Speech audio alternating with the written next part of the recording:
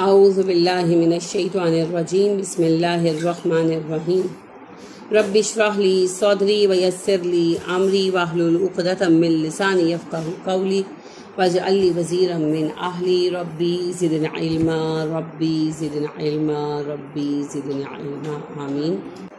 بسم اللہ الرحمن الرحیم۔ السلام علیکم ورحمۃ اللہ وبرکاتہ۔ سورہ یوسف کی آیتیں ہم نے 5 تک پڑھی تھی، آج آیت نمبر 6 سے سورہ یوسف پڑھیں گے۔ ہم نے پڑھا کہ یوسف علیہ السلام نے اپنے والد سے اپنا خواب بیان کیا اور ان کے والد نے کہا، یا بنیا، اے میرے بچے، لا تقصص رؤیاک علی اخوتک، اپنے بھائیوں سے اپنا خواب بیان مت کرنا، فیقیدوا لک کیدا، ورنہ وہ تمہارے خلاف کوئی چال چلیں گے۔ ان الشیطان للانسان عدو مبین، کیونکہ شیطان انسان کا کھلا ہوا دشمن۔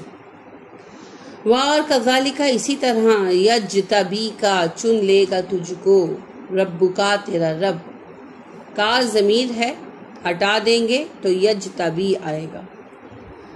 جیم بے واؤ یا جیم بے یہ سے اس کی روٹ بنتی ہے۔ جبایا ہوتا ہے اصل لفظ جیم بے یہ، تو اس سے لفظ بنتا ہے جبایا۔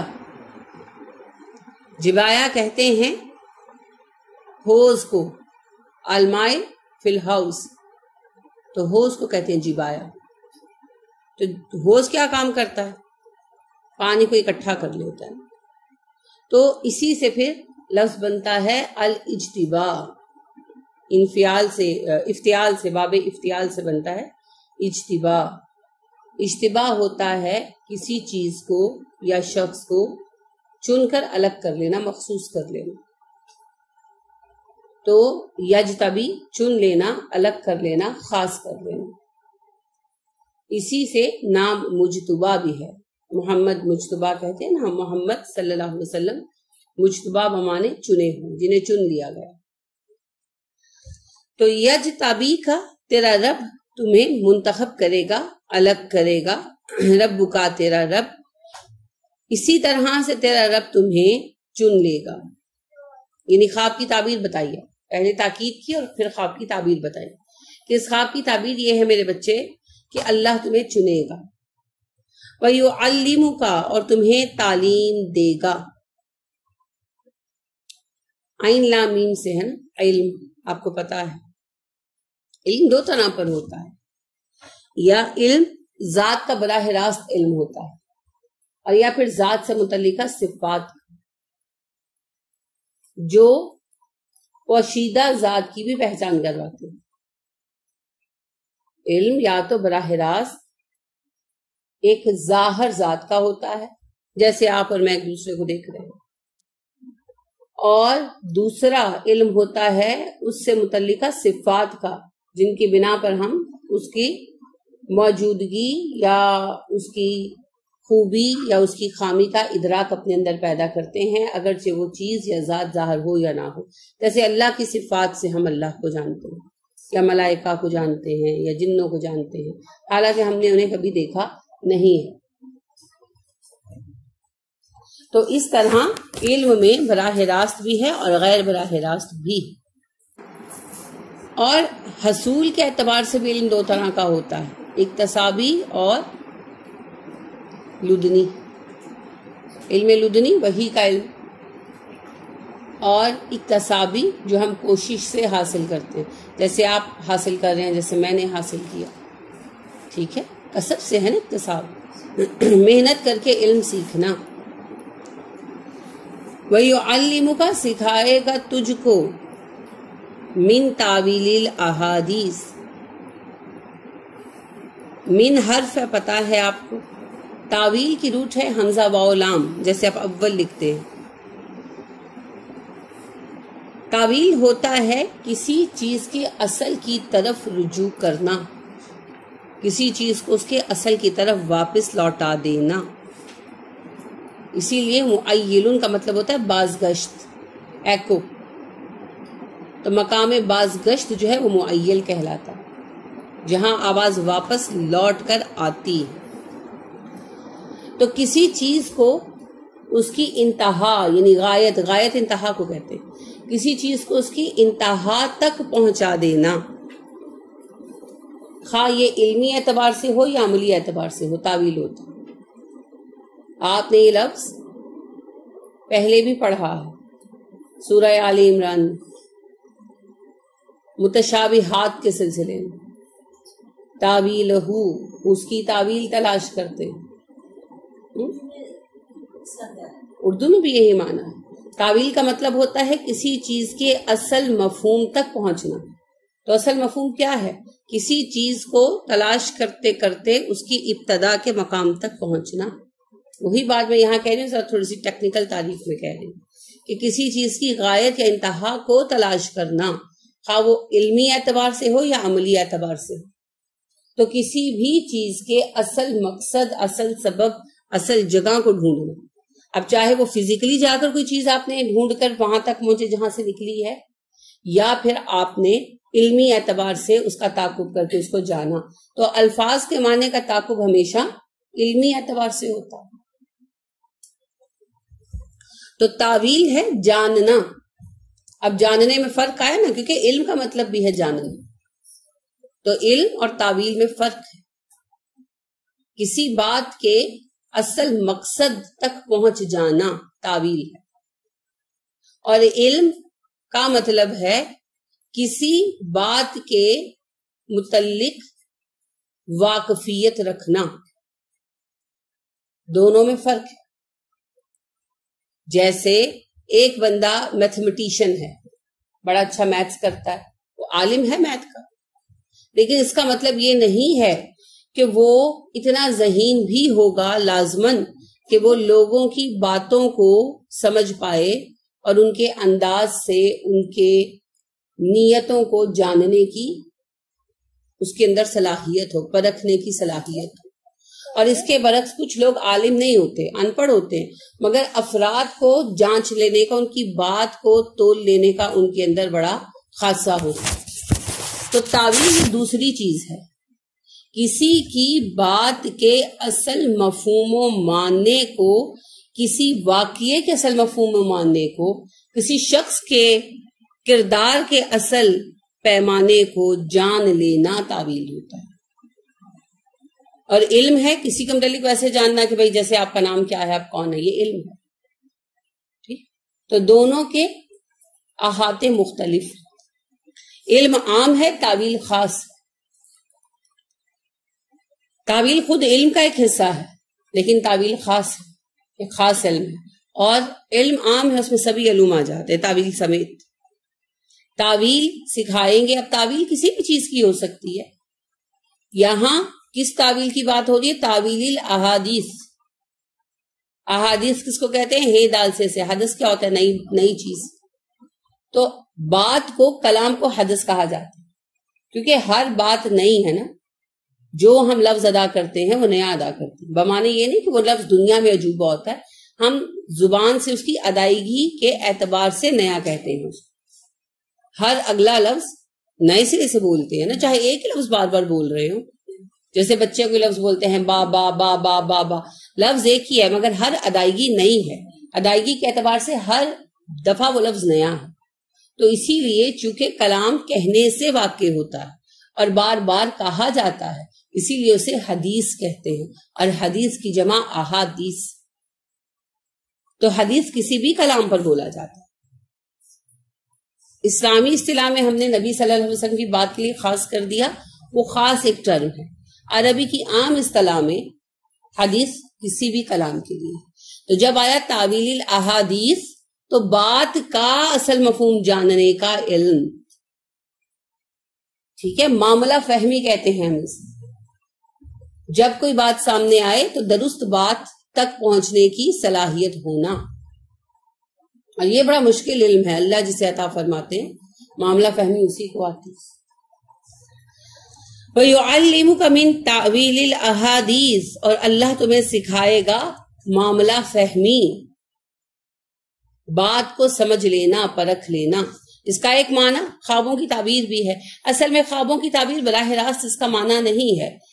ازیوم کیا گیا، کیونکہ آگے چل کر بتایا گیا نا یوسف علیہ السلام کے بارے میں کہ انہیں خوابوں کی تعبیر میں کمال حاصل تھا.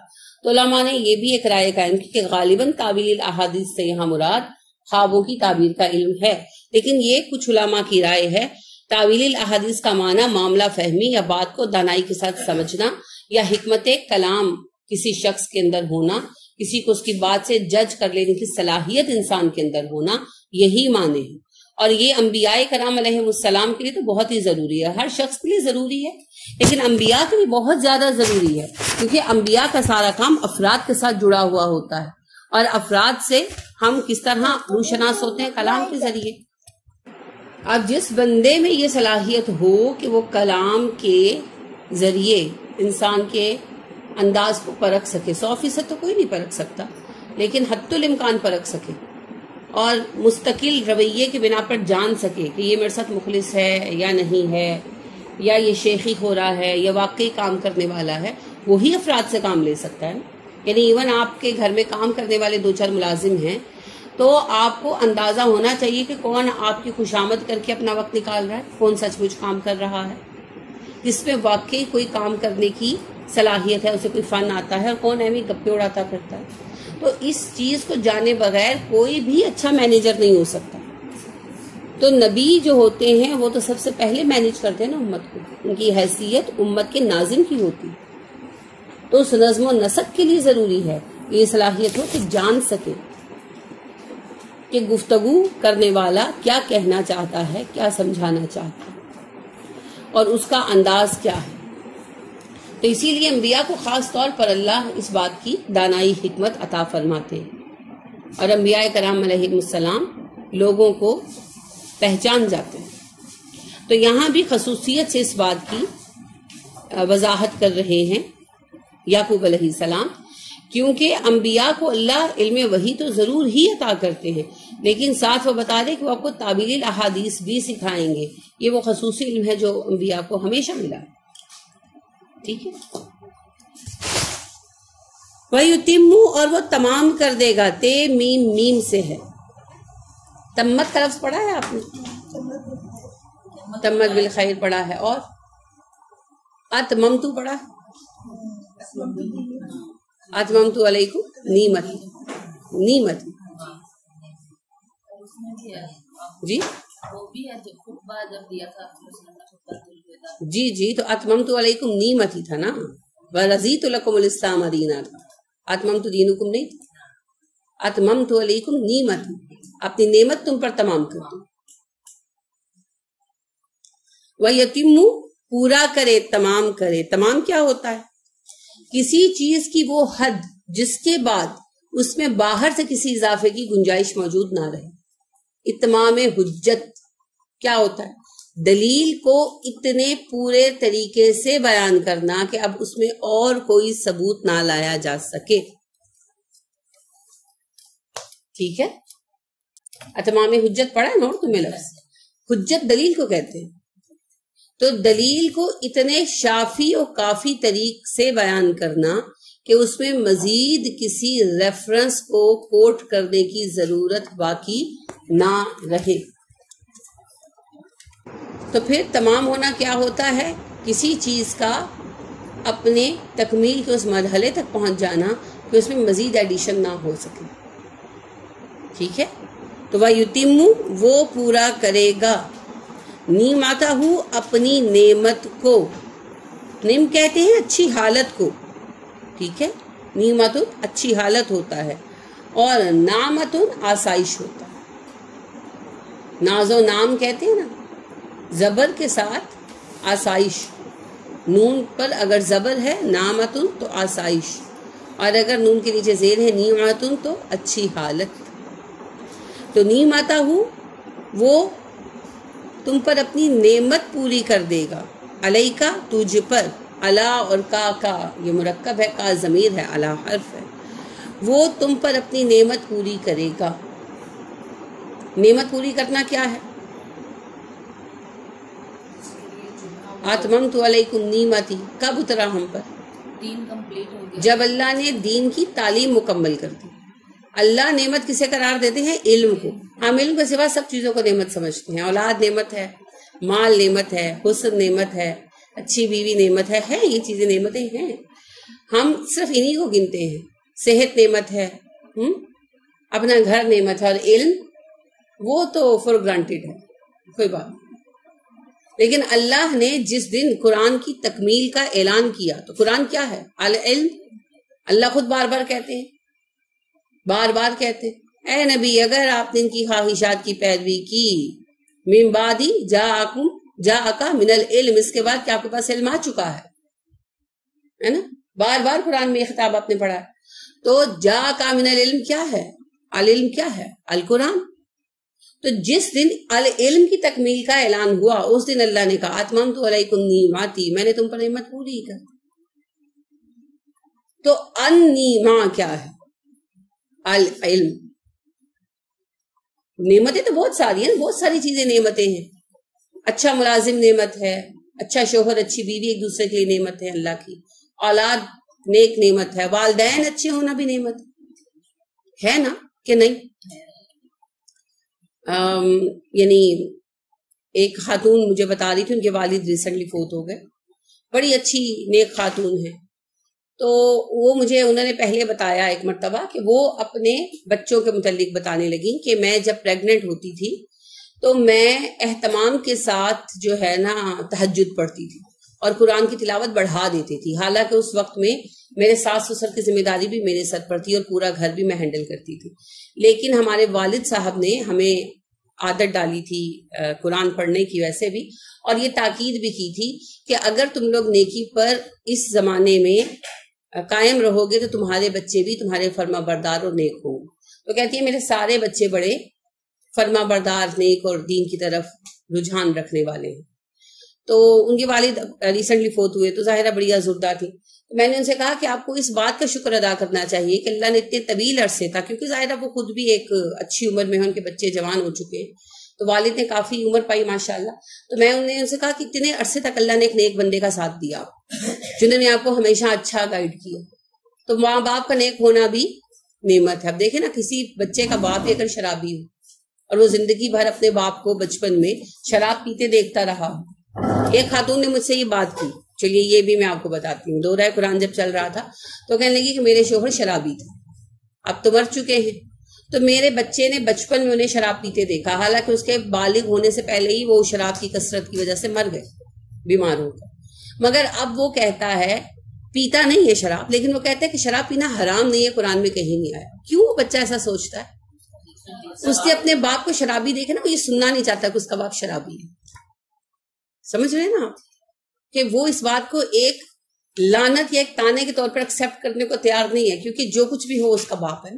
تو کہتے ہیں نہیں قرآن میں کہیں نہیں آیا. تو مجھے کہہ رہی تھی کہ اس کے متعلق مجھے نا سینڈ کر دیں آنسر. خیر وہ تو میں نے کر دیا، لیکن آپ دیکھیں کہ جس کا باپ ہی شرابی ہے، جن کے گھر کا ماحول ہی اچھا نہیں ہے، بے راہ روی کا ماحول ہے، ان بچوں کو بھی تو آزمائش میں ڈالا گیا نا، ان کے ماں باپ نے ڈالا. تو نعمتیں سبھی ہیں، لیکن ان نعمہ کیا ہے؟ العلم. کیونکہ قرآن کی تفسیر سب سے پہلے قرآن سے ہوتی ہے. تو اللہ کے ایک نبی ہونے والے نبی سے کہہ رہے ہیں، یعقوب علیہ السلام یوسف سے کہہ رہے ہیں وَيُتِمُّ نِعْمَتَهُ عَلَيْكَ وَعَلَىٰ آلِ يَعْقُوبَ، اللہ اپنی نعمت تم پر اور آل یعقوب پر پوری کرے گا. اور ہم دیکھتے ہیں کہ نعمت کے اتمام کا ذکر قرآن میں ایک ہی جگہ پر آتا ہے، اور وہ ہم جانتے ہیں کہ حج کے موقع پر نبی صلی اللہ علیہ وسلم پر آیت اتری اور اللہ نے ہمیں کہا اتممت علیکم نعمتی، میں نے تم پر اپنی نعمت پوری کر دی. اور یہ کس چیز کا اعلان تھا؟ قرآن کی تکمیل کا اعلان تھا، العلم کی تکمیل کا اعلان تھا. تو اصل نعمت جس نے پائی وہ کیا ہے؟ العلم، القرآن. باقی ساری نعمتیں تو اصل میں آزمائشیں، جتنی چیزوں کو ہم نعمتیں مانتے ہیں نا سب آزمائشیں، خواہ دولت ہو، خواہ صحت ہو، خواہ بیماری ہو، خواہ اولاد ہو، خواہ میاں ہو، خواہ بیوی ہو، خواہ غلام ہو، خادم ہو، چاہے آقا ہو، جو کوئی بھی ہے وہ ایک آزمائش. تو کہتے ہیں کہ وہ اپنی نعمت تم پر پوری کر دے گا، کما جیسا کہ اتمہا اس نے پورا کیا اس کو نعمت کو، ہاں کی ضمیر نعمت کی طرف ہے، علی ابوئی کا تیرے دو اجداد پر، تیرے دو باپوں پر، دادا پردادا بھی تو باپ ہی ہوتے ہیں نا، تو تیرے دو باپوں پر یعنی کہ تیرے دو دادوں پر، من قبل اس سے پہلے، ابراہیم و اسحاق، ابراہیم اور اسحاق، جیسا کہ تم سے پہلے اللہ نے اپنی نعمت پوری کی ابراہیم اور اسحاق پر۔ کیا نعمت پوری کی؟ انہیں العلم مکمل طور پر دیا، کیونکہ نبی کو پورا علم دیا جاتا ہے وحی سے متعلق، تو انہیں بھی پوری وحی ملی۔ خود یعقوب بھی تو شامل تھے، مگر آپ عجز کا حال دیکھیں، اپنا ذکر نہیں کر رہے، ہے نا، صرف اپنے والد اور اپنے دادا کا ذکر کر رہے ہیں، کیونکہ صرف اپنی زبان سے اپنی تعریف کرنا اپنے منہ یا مٹھو والی بات ہے نا۔ ہمارا حال یہ کہ ہم ذرا سا علم پڑھ لیں اور کسی دوسرے سے بات ہو اور کوئی اختلاف ہو جائے تو ہم کیا کہتے ہیں، میں تے آپ اینا کورس کیتا ہے نا۔ تکبر اور علم اکٹھے نہیں رہتے، یہ یاد رکھیے، تکبر اور علم ان کا کوئی ساتھ نہیں، کیونکہ علم کیا سکھاتا ہے؟ عاجزی، الخضوع۔ اگر خضوع نہیں آیا تو علم نہیں آیا، تو علم اور عاجزی ساتھ ساتھ ہے، اور علم و تکبر ان کا کوئی ساتھ نہیں۔ اسی لیے نبی صلی اللہ علیہ وسلم نے کہا جو کہے میں عالم ہوں وہ جاہل ہے، ٹھیک ہے نا۔ کب کہتے ہوئے میں عالم ہوں؟ پکارتا پھرتا ہے لوگوں میں؟ نہیں، جب کسی سے کوئی اختلاف رائے ہوتا ہے تو دلیل کو فالو نہیں کرتا، اور فرض کریں کہ دونوں اپنی اپنی دلیل پر کھڑے ہیں تو بھی ایک دوسرے کا احترام کریں۔ جیسے چھوٹے چھوٹے مسائل ہیں، فار ایگزامپل یہ رفع الیدین ہی لے لیں، جس کو عظیم الشان جھگڑا بنا دیا گیا ہے، حالانکہ یہ نماز کے ارکان میں سے نہیں ہے نا، نماز کے ارکان میں سے، کریں گے تو اجر بڑھے گا، نہیں کریں گے تھوڑا کم ہوگا۔ اچھا، ایک بندہ رفع الیدین کر رہا ہے، نماز میں خشوع ہے ہی نہیں، اور ایک بندہ رفع الیدین نہیں کر رہا اور اس کی نماز بہت خشوع اور تعدیل والی ہے، تو کس کو زیادہ اجر ملنا ہے؟ جس کی خشوع اور تعدیل والی ہے۔ تو خشوع زیادہ اہم ہے یا کہ رفع الیدین؟ خشوع و تعدیل کے بغیر نماز ہوتی نہیں ہوتی۔ دلیل، جس بندے کو آپ نے 3 دفعہ نماز پڑھائی، صحابی تھے نا، ایک دفعہ نماز پڑھی، آپ نے کہا نماز نہیں پڑھی، پھر چلو پھر پڑھو، صلی ولم تکو یصلی، نماز پڑھو، تم نے نماز نہیں پڑھی۔ 3 دفعہ ایسا ہوا، تیسری دفعہ بھی جب آپ نے کہا تو انہوں نے کہا کہ اللہ کے نبی، مجھے اللہ کی قسم جس نے آپ کو حق دے کر بھیجا، مجھے اس سے اچھی نماز پڑھنی نہیں آتی۔ تو پھر آپ مجھے سکھا دیں، تو کیا سکھایا تھا آپ نے؟ کہ جب رکوع کرو تو پورا رکوع کرو، جب سجدہ کرو تو پورا سجدہ کرو۔ تو ان کی نماز میں کیا مسنگ تھا؟ تعدیل۔ تو تعدیل کے بغیر نماز نہیں ہوتی، اور رفع الیدین کے بغیر ہو جاتی ہے۔ رفع الیدین پہ کتنا زور ہے اور تعدیل پہ کسی کو پتہ ہی نہیں۔ تو کم از کم اگر اختلاف ہے تو ایک دوسرے کا احترام تو کرے۔ میں اپنی رائے پر قائم ہوں، اب اپنی رائے پر قائم ہیں، اس مائنر مسئلے میں اختلاف ایسا وہیں پر ہو سکتا ہے جہاں سالڈ دلیل نہ ہو، ٹھیک ہے، تو چلیں دلیل نہیں، فرض کرے نہیں ہے، اور میں اپنی رائے پر قائم ہوں، کوئی بات نہیں، میں آپ کا احترام کرتا ہوں، آپ میرے دینی بھائی ہیں، 99 باتوں میں ہم یکساں ہیں، ایک بات میں اختلاف ہو گیا تو کیا ہو؟ کچھ نہیں ہوتا۔ لیکن جہاں بات یہ ہو کہ تو ادھر میں ادھر، اس مسجد میں مت آنا، تو یہ ہے جہالت، کیونکہ علم تقسیم کرنے کے لیے نہیں ہے لوگوں کو، علم کی بات نہیں کر رہے، علم افراد کی تقسیم کے لیے نہیں ہے، لوگوں کو ٹکڑے ٹکڑے کرنے کے لیے نہیں ہے، وہ تو جہالت میں ہوتا ہے، علم تو جوڑ دیتا ہے، ٹھیک ہے۔ تو علم اور تکبر ساتھ نہیں رہ سکتے، علم کا ساتھ عاجزی سے ہے، یہ 2 عین ہیں، یہ ساتھ چلتے، علم اور عاجزی۔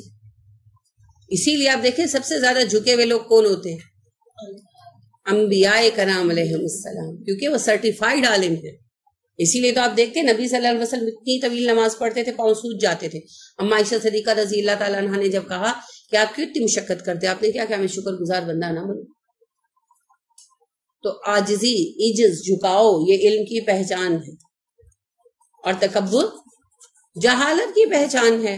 جتنے جاہل ہوتے ہیں اتنے اکڑے ہوئے ہوتے ہیں، ٹھیک۔ تو یہاں آپ دیکھیے یعقوب علیہ السلام سب سے پہلے انہیں نصیحت کی، نصیحت کے بعد بات واضح بھی کر دی تاکہ یہ دل میں گمان نہ آئے کہ میرے بھائی میرے دشمن ہیں۔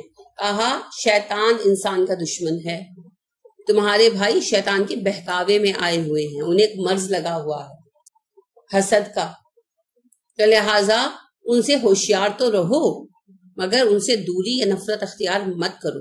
پھر خواب کی تعبیر بھی بتا دی کہ پیارے بچے اللہ تمہیں چنے گا، اس خواب کا مطلب یہ ہے تم چن لیے جاؤ گے، منتخب کر لیے جاؤ گے، اور اللہ تمہیں معاملہ فہمی، بات کو سمجھنے کی صلاحیت عطا فرمائے گا، ایسی سوجھ بوجھ دے گا جس کے ذریعے تم لوگوں کے ما فی الضمیر کو پا سکو گے۔ کیا کہتے ہیں اسے؟ حکمت، حکمت ہے نا، جسے حکمت دی گئی اسے خیر کثیر عطا کی، تو خیر کثیر عطا کرے گا اللہ، حکمت عطا کرے گا، اور اللہ تم پر اپنی نعمت پوری کر دے گا۔ نعمت کی انتہا کیا ہے؟ وہی مل جانا۔ تو نبی ہونا نعمت کی انتہا ہے، یا پھر امتی ہونا، کیونکہ دو صورتوں میں وہی مل سکتی ہے، یا تو براہ راست وہی ریسیو کرنا، وہ انبیاء کے لیے ہے، اور دوسرا غیر براہ راست وہی ریسیو کرنا نبی کے ذریعے، تو وہ امتی ہونا ہے۔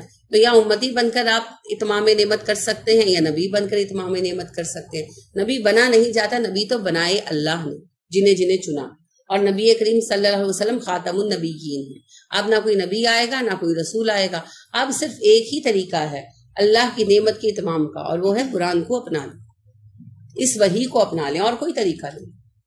تو اگر یہ نعمت پانا چاہتے ہیں تو راستہ کھلا ہے۔